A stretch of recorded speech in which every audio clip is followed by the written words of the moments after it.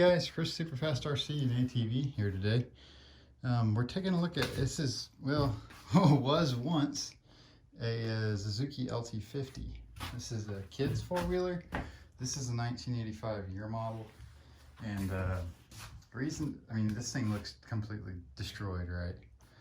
Well, this was mine and was, it's been in the family for a long time.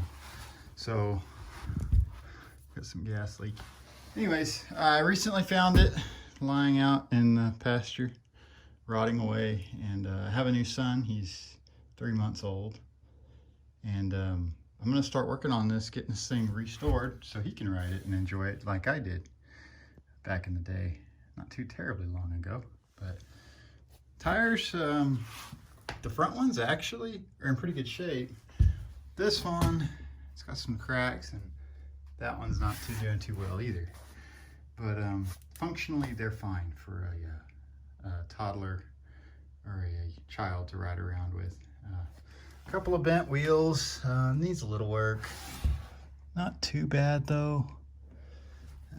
Nothing a little, take a wheel off and hit it with a hammer a couple times. I mean, these aren't thick steel, so they can be straightened out with a press and some persuasion. It's gonna need some new handlebar grips. Brake works well. I was very surprised that worked as well as it does. It actually runs. I ran it today. Had to quit running it because I discovered that the fuel tank has a pinhole rusted in it, and it was leaking all over the exhaust cover here and onto the exhaust, and that kind of made me a little anxious. But gonna need some seat work. Nothing, a little bit of recovering and a little bit of extra foam in there won't fix. Definitely gonna need new fenders though. These are originals, and as you can see, they're pretty much trashed from being out in the weather and not being taken care of. I believe this is the LT50E. I really can't tell you much else about it other than it's a 1985 LT50. And I ran it for probably 5 years, man. We had it converted to just 2-cycle. So it has the oil tank. I think the person that had it after me tried to go back to the oil injection, but as a lot of people know that own these, the oil injection has a tendency to stop working at random.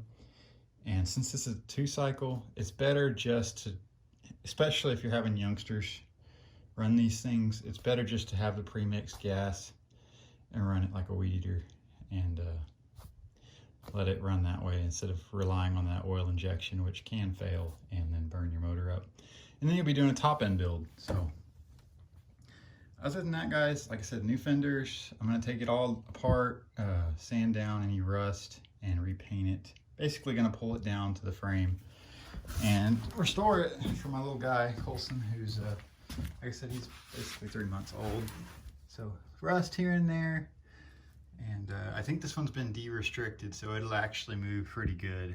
I've had it up to probably 25 mile an hour, which is stupid fast for what this little thing is. So anyways, guys, I'm gonna have some content on this thing coming up. Similar to the way I restored the KLF300 over here, Bay 300 Kawasaki. And this thing, I don't know why I never posted anything on it, but same thing. I found it out under a cedar tree in pasture. And this four-wheeler is actually, this 300 over here is the exact same bike that I started, moved up from this and went to that. So it's kind of cool that I've been able to keep it in the family like that. And I've got crap on top of it. That's just why I'm not showing you the top. But it needs a seat recover from a buck I shot and laid over the back of the rack, and antler poked a hole in the seat.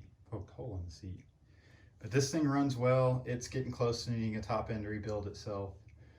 But it starts anytime you start it. It starts right up, and you can't you can't get rid of something that runs, So that's an 86 year model. So this is an 85. So they're like, siblings. But that's Kawasaki. This is Suzuki. As everybody knows, Japanese brands, they'll keep ticking if you take care of them. And like I said, this one really hasn't been taken care of, but the engine itself runs great. So all it's going to need is a little bit of TLC. There's not much to these. They're very basic.